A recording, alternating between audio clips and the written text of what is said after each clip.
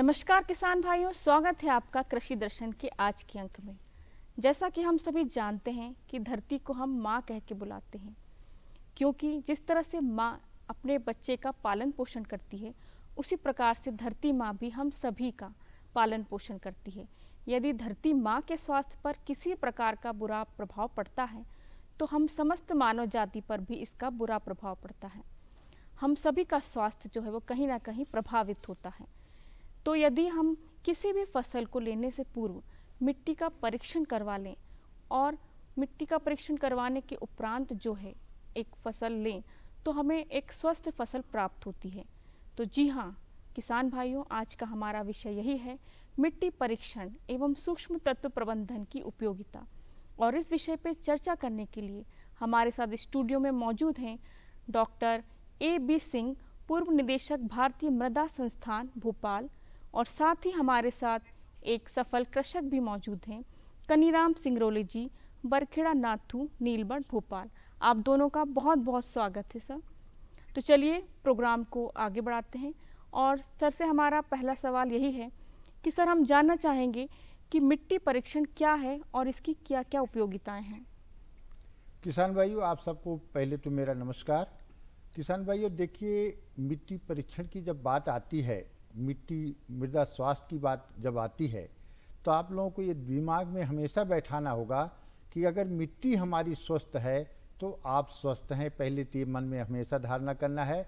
और मिट्टी परीक्षण कराना इसलिए ज़रूरी है, जैसे इंसान अपने स्वास्थ्य परीक्षण कराने के लिए डॉक्टर से परीक्षण कराता है कि भाई क्या क्या हमारे शरीर के अंदर कमियां हैं, क्या क्या चीज़ों को हम खाएं, क्या क्या दवा लें।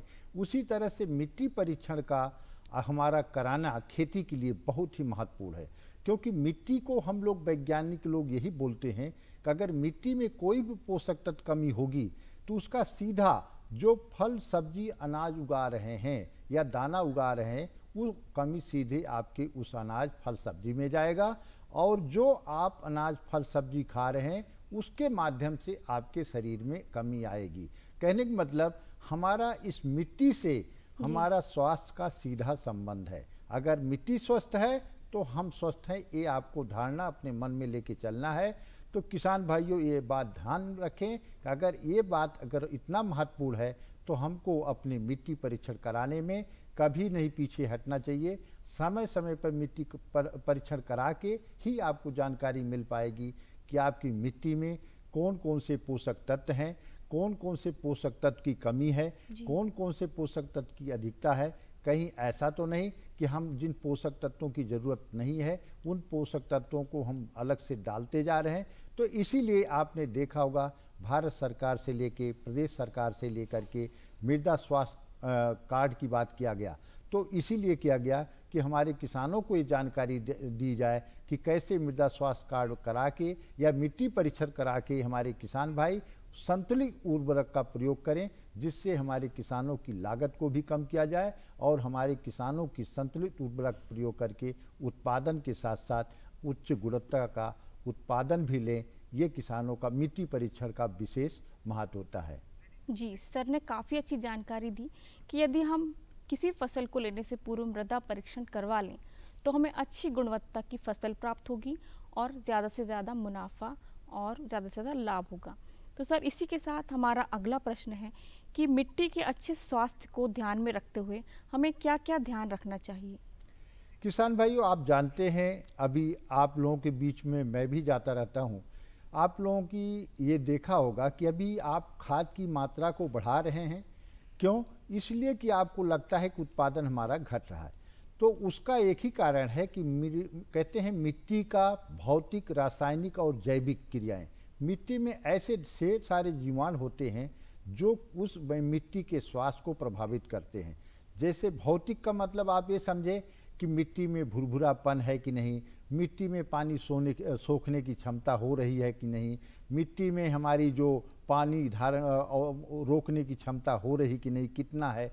पहला भौतिक। रासायनिक में ये देखा जाता किसान भाई कि हमारे मिट्टी में कौन कौन से पोषक तत्व हैं, उसका पीएच मान कितना हो रहा है, उसमें जैविक कार्बन कितना हो रहा है। इन सब चीज़ों को देख करके ही हम लोग कहते हैं कि मिट्टी का भौतिक, रासायनिक अगर करेक्टर उसका अच्छा है जी। तो हम उसकी गुणवत्ता। इसी तरह से किसान भाई एक पॉइंट मैं और बताना चाहूँगा कि हमारे किसानों में कई बार पहले ये होता रहा है कि हमारे खेतों में केचुआ होता था जी। और उस केचुआ को ही देख करके हमारा किसान भाई अंदाज़ा लगा लेता था कि हमारी मिट्टी उपजाऊ है। लेकिन आप किसान भाई आप खुद होते देखिए कि आपके एक भी खेत में अब केचुए नहीं दिखाई देते। तो इसका एक ही कारण है कि आपने उन ढेर सारी रासायनिक दवाओं को डाल करके उनको मार दिया है। अब आपका एक ही कारण बनता है कि वो केचुए मर गए तो ढेर सारी बीमारियों का कारण बन रहा है।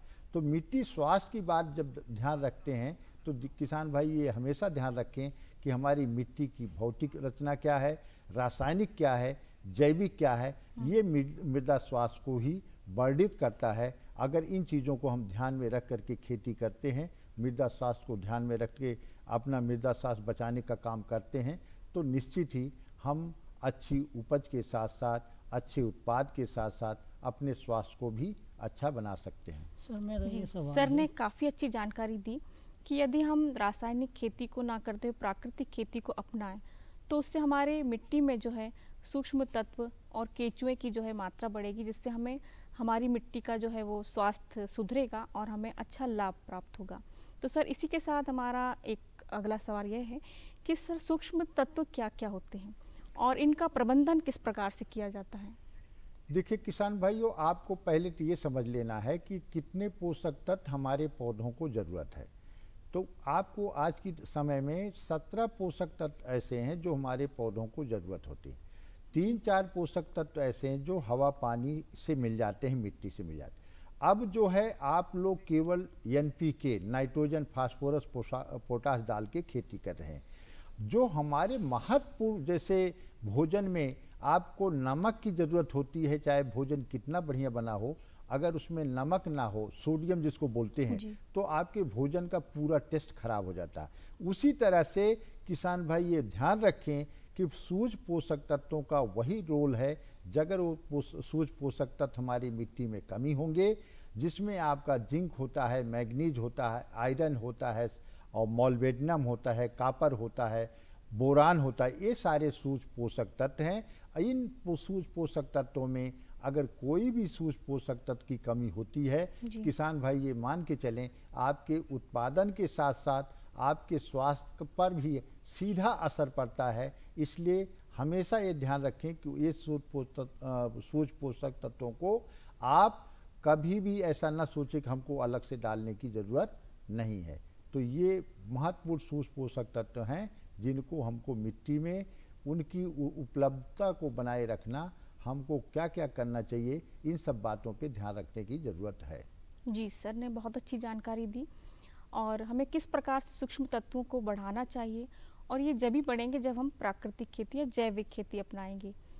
तो इसी के साथ अब हम आज जो हमारे बीच सफल कृषक मौजूद हैं उनसे हमारा प्रश्न है कि सर आपके पास कितने एकड़ ज़मीन है? मेरे पास मैम 10 एकड़ ज़मीन है। तो आप अपनी ज़मीन पर कौन कौन सी फसलें जो हैं वो लेते हैं? मैं ज़मीन पे गेहूँ, चना, मटर, प्याज, लहसुन सभी प्रकार की फसलें। क्या आप अपनी फसल मतलब लेने से पूर्व मिट्टी परीक्षण करवाते हैं? जी मैम करवाते हैं। मिट्टी परीक्षण करवाने के लिए आपके गांव में कोई सुविधा है या आपको सैंपल वगैरह सैंपल बाहर भेजना पड़ता है। अच्छा, तो अभी इस सीज़न में आपने कौन सी फसल ली है? गेहूँ है मैम, चना है, मटर है, प्याज है, लहसुन है। अच्छा, तो आप खेती बाड़ी के साथ साथ पशुपालन भी करते हैं? करता हूँ मैडम, गाय भैंस। मतलब आप समग्र खेती करते हैं। तो इससे आपको क्या क्या लाभ होते हैं समग्र खेती करने से? ये लाभ है मैम, जैसे दूध बेचते हैं गाय भैंसों का, आप क्या प्राकृतिक खेती को अपनाते हैं जिसे जैविक खेती भी कहा जाता है, या अपनाएंगे आगे? अपनाएंगे मैम, अभी तो नहीं इसमें अपना। लागत कम होती है कि ज़्यादा होती है प्राकृतिक खेती में? उसमें लागत ज़्यादा होती है। कार्यक्रम कृषि दर्शन जारी रहेगा, कहीं मत जाइएगा। मिलते हैं एक छोटे से ब्रेक के बाद। अरे सुन तो।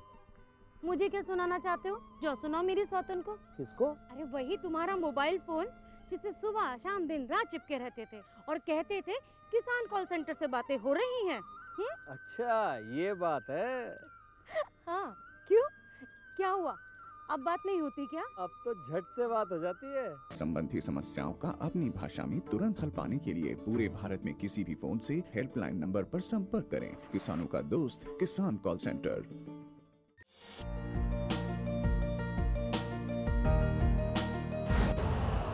यूरिया का स्वदेशी उत्पादन 70 लाख टन बढ़ाने के लिए 6 उर्वरक संयंत्रों का उद्धार किया जा रहा है।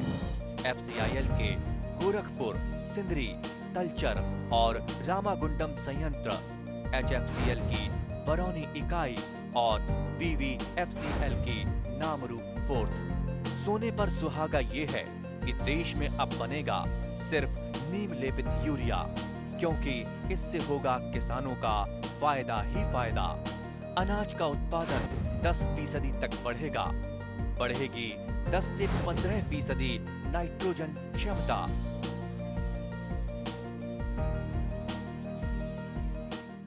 ब्रेक के बाद आपका फिर से स्वागत है। हमारा आज का जो विषय है हम उसको आगे बढ़ाते हुए हम चर्चा का क्रम आगे बढ़ाते हैं। सर, हम आपसे जानना चाहेंगे कि प्राकृतिक खेती में लागत ज़्यादा क्यों होती है?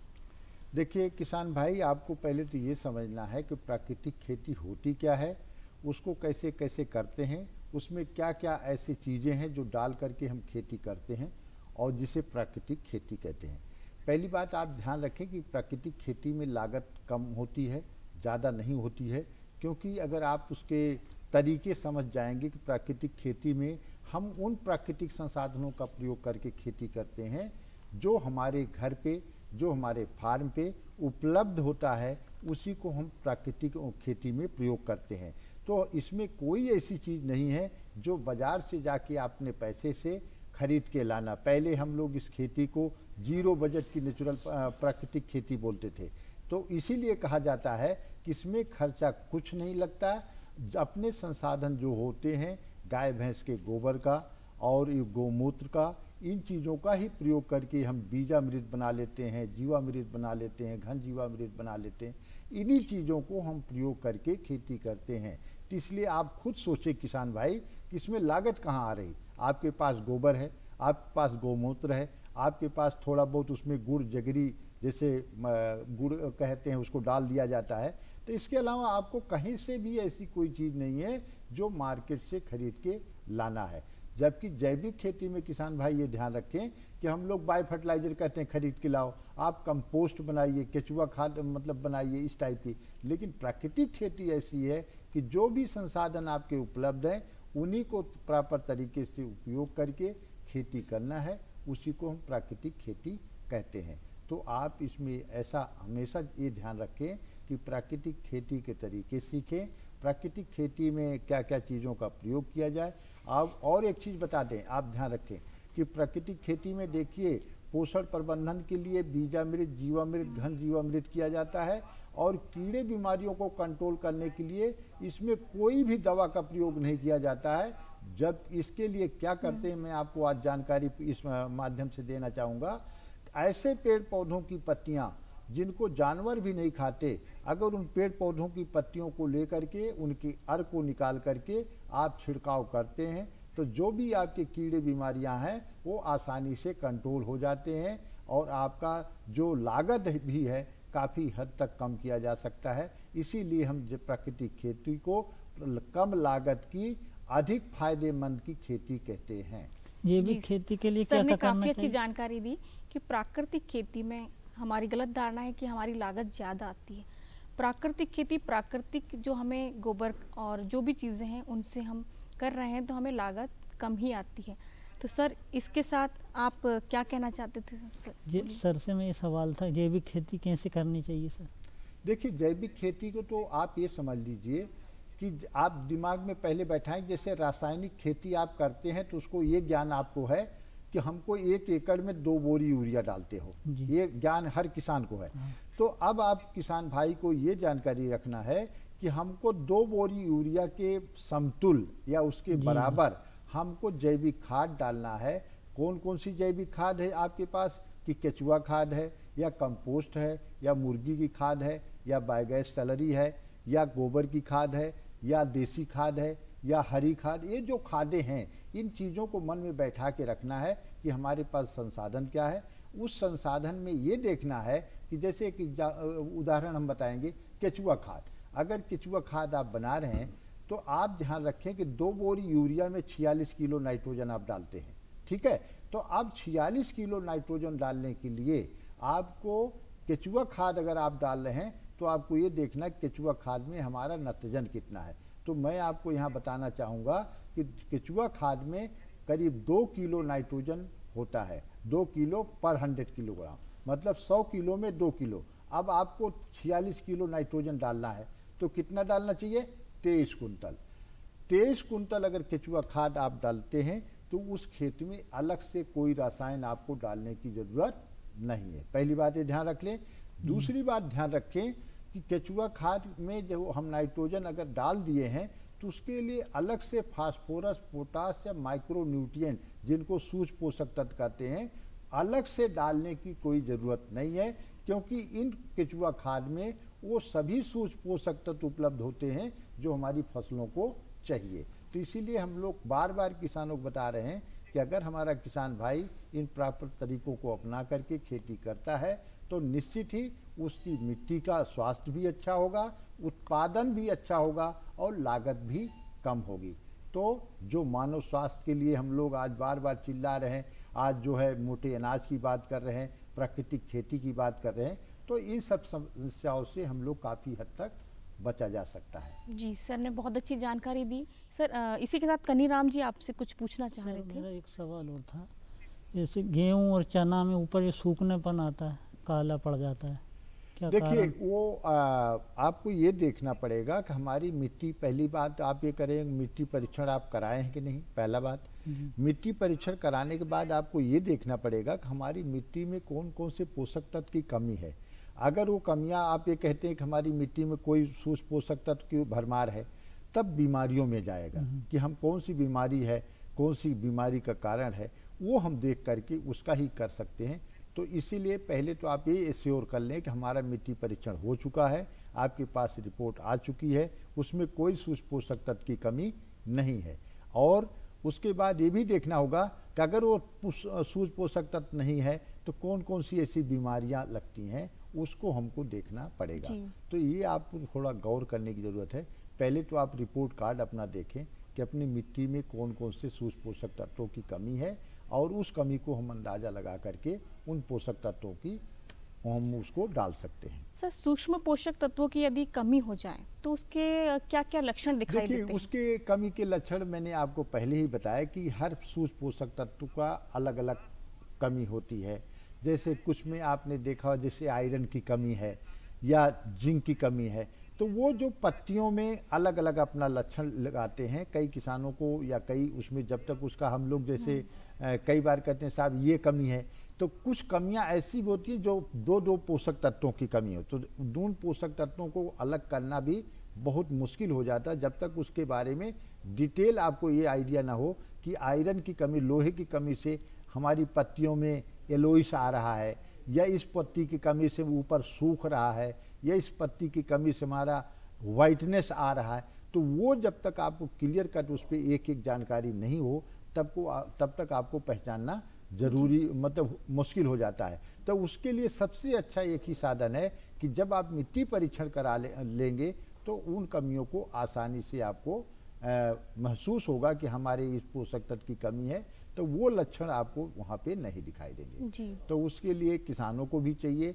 थोड़ा सा जागरूक रहें, थोड़ा सा वो समझें कि क्या क्या पोषक तत्वों की कमी से हमारे फसलों में कैसे लक्षण को पहचानें, वो थोड़ा सा उनमें भी जागरूकता लाने की ज़रूरत है। क्योंकि कुछ लक्षण ऐसे होते हैं जो एक जैसा दिखाई देते हैं, जैसे नाइट्रोजन की कमी से तो हमारा पीलापन होता है। अब कुछ ऐसे पोषक तत्व जिनकी उसी की कमी से और भी पोषक तत्वों की कमी हो, पोटास की कमी से कुछ कमियां ऐसी होती हैं जो नीचे से पत्तियां सूखने लगती हैं, कुछ में पत्तियां ऊपर से सूखने लगती हैं। तो इन सब चीज़ों का जब तक उनको क्लियर नहीं रहेगा तब तक हमारे किसानों को ये पहचानने में मुश्किल होगा। तो इसलिए किसानों को एक ही पहला हम रिक्वेस्ट करेंगे कि पहले वो मिट्टी परीक्षण करा के जानकारी लें कि हमारे किन किन पोषक तत्वों का मतलब भरपूर मात्रा है या उनकी कमियां है। तब हमारा किसान भाई खुद ही जागरूक हो जाएगा कि हमको किन किन पोषक तत्वों का प्रयोग करने के लिए क्या क्या प्रबंधन करना चाहिए। सर मेरा एक सवाल और था आपसे,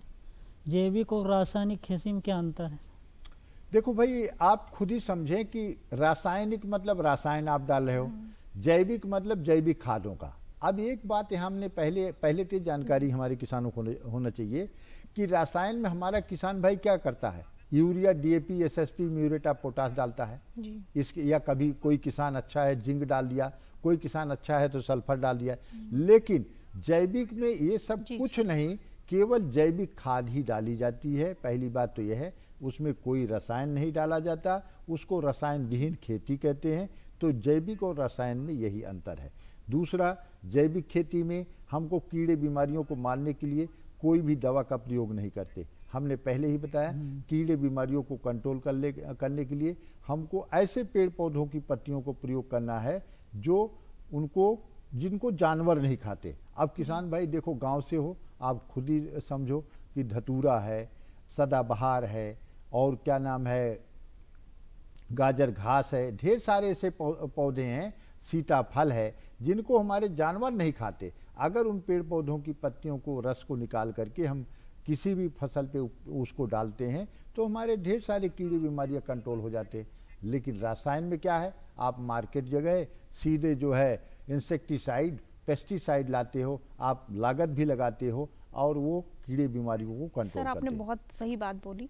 सर इसी के साथ अगर हम लागत में कमी की बात करें तो लागत कम किस प्रकार से हो सकती है? खेती में लागत कम। किसान भाइयों, मैं पहले से ही बार बार अपने इसमें यही बता रहा हूँ, लागत कम करने के लिए पहले तो आपको ये देखना है कि हम जो बाजार में हर चीज़ को खरीद रहे हैं, हर चीज़ को ला रहे हैं, बीज ला रहे हैं, खाद ला रहे हैं, दवा ला रहे हैं, तो आपकी लागत तो आएगी। उसको लागत को कम करने के लिए आपको जो संसाधन है उनको प्रयोग करना है। जो आप देखिए, एक विषय अभी आ गया कि जैसे आप लोग जो है ना कंपोस्ट बना रहे हैं, ना गाय भैंस पाल रहे हैं, तो उसका जो पहले एक महत्व होता था कि भाई उनके गोबर को, उनके गोमूत्र को हम लोग खेत में एक खाद के रूप में उसके जो है उर्वरा शक्ति को बनाने के लिए इन चीज़ों का प्रयोग करते थे। आप आज की डेट में उन्हीं चीज़ों का प्रयोग कर रहे हैं जो हमारे पास सीधे मार्केट से खरीद के लाके डालना है। तो किसान भाइयों को, आपको लागत कम करने के लिए मेरा आपसे एक ही सुझाव है कि रासायनिक खादों को मात्रा का प्रयोग कम करें और जैविक खेती या प्राकृतिक खादों पे ज़्यादा रखें, जिससे आपकी मिट्टी के स्वास्थ्य के साथ साथ आपका स्वास्थ्य भी अच्छा रहे। जी, सर ने बहुत अच्छी जानकारी दी। और इसी के साथ आपसे हमारा प्रश्न है, बहुत संक्षिप्त में आप उत्तर दीजिएगा कि नए जो किसान भाई हैं उनको आप क्या संदेश देना चाहेंगे? नए किसान को यही संदेश देंगे, जैविक खेती करो। जी, तो इसी के साथ आप डॉक्टर साहब ने काफ़ी अच्छी जानकारी दी कि यदि हम किसी फसल को लेने से पूर्व मृदा परीक्षण करवा लें तो हमें एक अच्छी और स्वस्थ पैदावार प्राप्त होगी और मानव स्वास्थ्य भी बेहतर होगा। आप दोनों का बहुत बहुत धन्यवाद सर, जो आप इस कार्यक्रम में आए और आपने इतनी महत्वपूर्ण जानकारी दी। अब समय हो चला है खबरें खेती का, तो देखते हैं खबरें खेती की। नमस्कार किसान भाइयों, खबरें खेती की में आपका स्वागत है। चलिए सबसे पहले एक नज़र कृषि से जुड़ी आज की प्रमुख खबरों पर। ओलावृष्टि का सर्वेक्षण प्रारंभ, रेशम उत्पादकों को कराया गया एक्सपोजर विजिट, आम की फसल में सफ़ेद फफूंदी, जायद में लगाएं अदरक और ड्रिप इरिगेशन। और चलिए अब देखते हैं समाचार विस्तार से। मुख्यमंत्री डॉक्टर मोहन यादव ने कहा है कि हाल ही में कुछ जिलों में हुई ओलावृष्टि के दृष्टिगत सर्वेक्षण समेत प्रभावित किसानों को राहत के लिए आवश्यक कार्यवाही संपन्न की जाए। मुख्यमंत्री डॉक्टर यादव ने इस संबंध में प्रमुख सचिव राजस्व और संबंधित अधिकारियों को आवश्यक निर्देश दिए। समीक्षा में जानकारी दी गई कि प्रभावित जिलों में किसानों के हित में आवश्यक प्रक्रिया प्रारंभ कर दी गई है। मुख्यमंत्री डॉक्टर यादव ने कहा कि गत 15 जनवरी से प्रारंभ किए गए राजस्व महाअभियान को 29 फरवरी तक संचालित करने के निर्देश दिए गए थे। अभियान में अब तक 1.65 लाख प्रकरणों का निराकरण किया जा चुका है। कुल 2.5 लाख नए प्रकरणों को दर्ज किया गया था। इसके साथ ही 2,14,000 समय सीमा पार वाले लंबित प्रकरणों का निराकरण भी किया गया है। कुटीर एवं ग्रामोद्योग विभाग द्वारा विभिन्न किस्मों के रेशम उत्पादक किसानों को नई नई उत्पादन तकनीकें सीखने के लिए राज्य के अंदर एवं राज्य के बाहर एक्सपोजर विजिट कराई जाती है। विभाग द्वारा हर वित्त वर्ष में चयनित पात्र किसानों को समुचित प्रशिक्षण एवं फील्ड भ्रमण कराकर उपज के विकास एवं विस्तार के नए आयामों एवं नवाचारों के बारे में बताया जाता है, ताकि वे आधुनिक तकनीकें अपनाकर अपनी उपज बढ़ा सकें। विभाग की यह योजना सफलतापूर्वक क्रियान्वित की जा रही है। वित्त वर्ष 2018-19 से 2022-23 तक 14,712 मलबरी रेशम उत्पादकों एवं 6,525 टसर रेशम उत्पादकों को राज्य के अंदर एवं राज्य के बाहर एक्सपोजर विजिट कराई गई है। वित्त वर्ष 2018-19 में 7,962 मलबरी उत्पादकों व 2,798 टसर उत्पादकों तथा वित्त वर्ष 2019-20 में 2,649 मलबरी उत्पादकों व 1,370 टसर उत्पादकों को एक्सपोजर विजिट में विधिवत प्रशिक्षण देकर फील्ड भ्रमण भी कराया गया। आम की फसल में बौर आ गए हैं और फलन की शुरुआत हो गई है। इस समय कहीं कहीं सफ़ेद फफूंदी का प्रकोप देखा जा रहा है। इस रोग का सही समय पर नियंत्रण न किया जाए तो फलन कम होता है, जिसका सीधा असर उत्पादन पर पड़ता है। इसके नियंत्रण के लिए आम पर सल्फर का प्रयोग करें, जिसे थायोबिट भी कहते हैं। इसकी 60 ग्राम मात्रा 100 लीटर पानी में घोल बनाकर छिड़काव करें। इस समय एंथ्रेक्नोज का भी प्रयोग हो सकता है। इसकी रोकथाम के लिए ताम्रयुक्त फफूंदी नाशक दवा का छिड़काव करें, जिसकी 1.5 ग्राम मात्रा प्रति लीटर पानी के हिसाब से घोल बनाकर छिड़कना चाहिए। गर्मियों में सिंचाई की पर्याप्त व्यवस्था हो तो अप्रैल के मध्य से मई माह तक अदरक लगाया जा सकता है। अदरक के लिए गर्म एवं नम जलवायु काफ़ी उपयुक्त होती है। सबसे पहले खेत की 4-5 बार जुताई कर खेत में 1 मीटर चौड़ी, 15 सेंटीमीटर ऊंची तथा 3 से 4 मीटर लंबी क्यारियां बनाएं। क्यारियों से क्यारियों के बीच की दूरी 50 सेंटीमीटर रखें। फिर अदरक के स्वस्थ कंदों के 2.5 से 5 सेंटीमीटर लंबे टुकड़े 15 से 20 क्विंटल प्रति हेक्टेयर के मान से लगाया जाता है। फसलों में सिंचाई के लिए हम जल का उतना ही प्रयोग करें जितना जरूरी है। इस पहलू को ध्यान में रखते हुए जल संरक्षण एवं प्रबंधन के क्षेत्र में बूंद बूंद सिंचाई तकनीक को टपक सिंचाई या ड्रिप इरिगेशन के नाम से जाना जाता है। यह सिंचाई के लिए नवीन पद्धति है। इस विधि को अपनाने से लगभग 50-60% पानी की बचत होती है। यह पद्धति रेतीली मिट्टी एवं उबड़ खाबड़ भूमि के लिए उपयुक्त सिंचाई पद्धति है। इसके साथ ही श्रम व आर्थिक बचत के साथ फसल की गुणवत्ता भी प्राप्त होती है। ड्रिप सिंचाई विधि का प्रयोग लगभग सभी प्रकार की फसलों, विशेषकर उद्यानिकी फसलों में सफलतापूर्वक किया जा सकता है। तो चलिए किसान भाइयों, खबरें खेती की में इतना ही। मुझे दीजिए अनुमति। नमस्कार। आज के कार्यक्रम में फिलहाल इतना ही। फिर कुछ नए कृषि संबंधी जानकारियों के साथ हम हाजिर होंगे। तब तक के लिए दीजिए अनुमति। नमस्कार।